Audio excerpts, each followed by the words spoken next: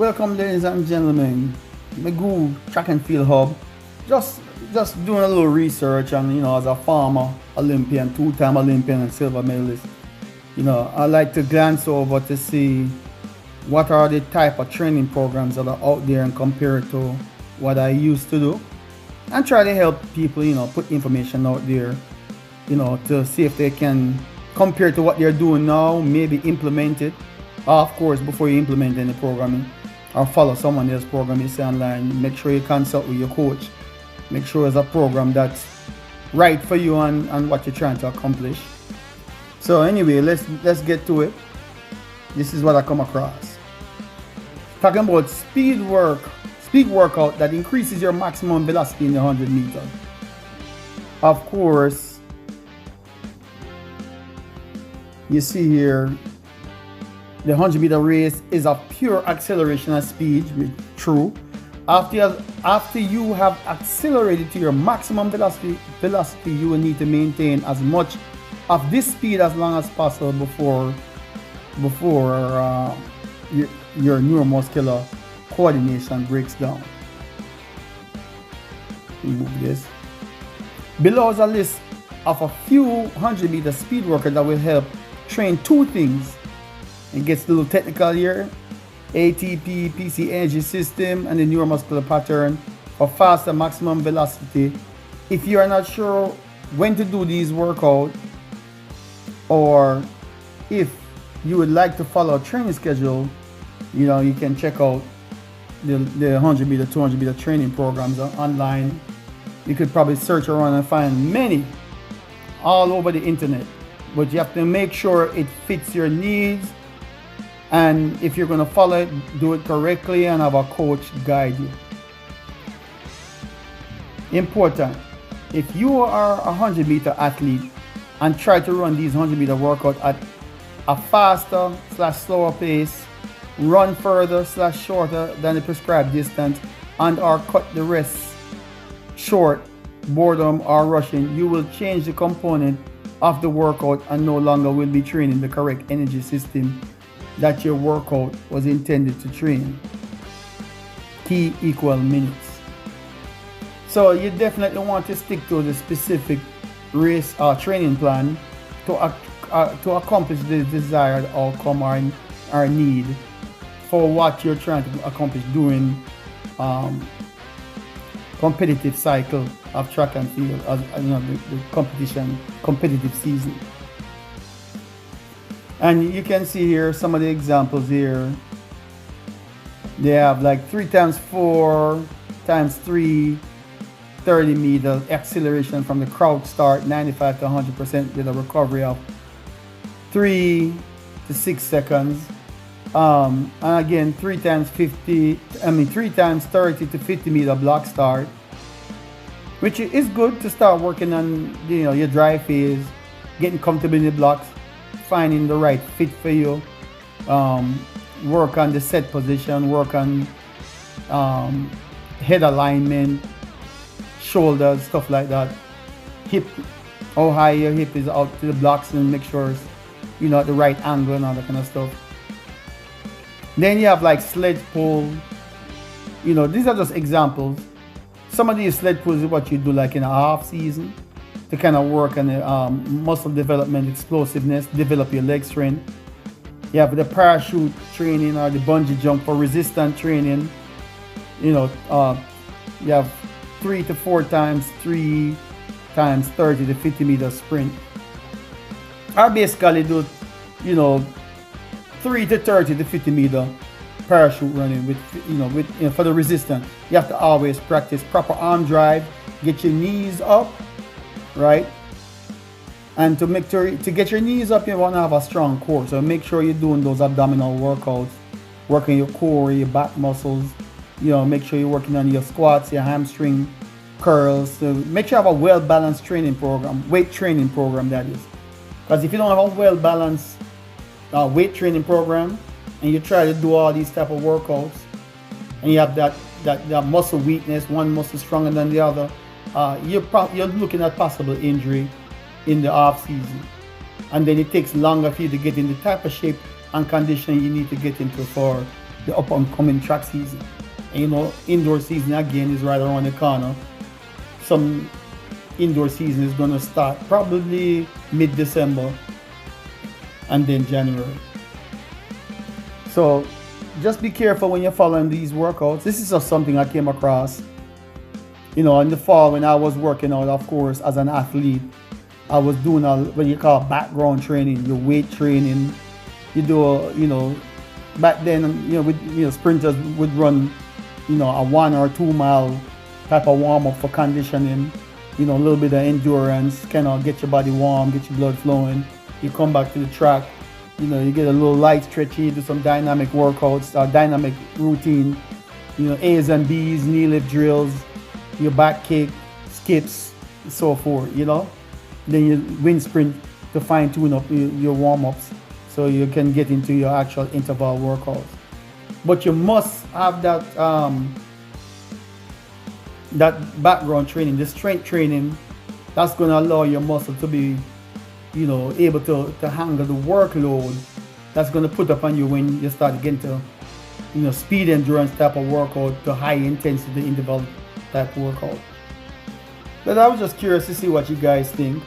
Just something to look at.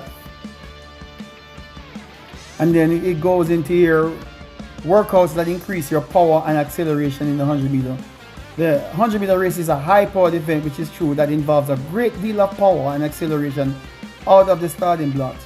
If you want to be fast in the 100 meter, you will need workouts that increase your power and explosiveness, as these are the two very important qualities necessary for the 100 meter acceleration, which meaning strength training, plyometrics, weight training, and always have a coach to guide you through these things.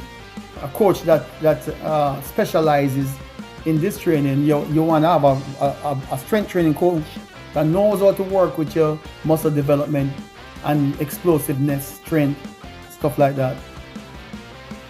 And you're saying here below is a list. Below is a list of 100 meter power and acceleration workout that help in training the ATP-PC energy system, which is the body's primary energy system for faster power and acceleration. So you're basically looking at workouts that's going to work from your anaerobic to aerobic. The aerobic energy system is going to be like your 300s, your 400s, your 500 meter runs. So for more for speed endurance, work on your lung development so you can learn how to breathe, how to control your energy system flowing over a certain amount of distance, to build up a resistance level, a strength level to handle repeating in your events. It's just part of your training method to get ready for the 100 meter, the 200 meter. You do a little bit of over distance training, so to speak. Try not to get too technical. So when you get into your anaerobic type of workout, now you're doing fast, high intensity workout. You're doing your 150s. Sometimes you might be depending on what part of the season. Closer to the season, you're doing shorter intervals or repetitions, and in between your rest period might be full recovery. But that's for when you're in the season and you're just trying to fine tune. Outside of competition, pre-season, you're getting your body adjusted, getting it strong, developing your speed and endurance so that you can go out there and run your heat, semifinals and finals, that type of thing. Anyway, important, if you are a 100 meter athlete and you try to run these 100 meter workout at a faster or slower pace, run further shorter than the prescribed distance, or cut the rest period short, boredom and rushing. I mean, cutting the rest period. If you're supposed to take a 5-minute recovery and you try to do it in 1 minute, and the coach wants you to 5, you might not be working on the right energy system or the desired result that the coach wants you to have. He might just trying to gradually build you up into your fitness phase, you know, in preparation for competition. You don't want to rush anything. You know, stick to the desired rest period that the coach tell you. You don't want to be rushing anything either. If the coach tell you run it at 75%, run it at 75%. And like I say, You will change the component of the workout and no longer be training the correct energy system that your workout was intended to train. So those are some of the key points. So you want to consider these things when you're working out with your coach. Definitely in the off season, unless you're running through the summers, competitively, or you're on the Olympic team or something like that, and you're running the circuit in Europe, the Diamond League and so forth, you will start your training program either September or October. Some of the elite athletes have to rest, so they may start in November. But they may have already started a little strength training, light strength training, and gradually developing and pushing the program or the strength development as they gradually achieve one result to the next.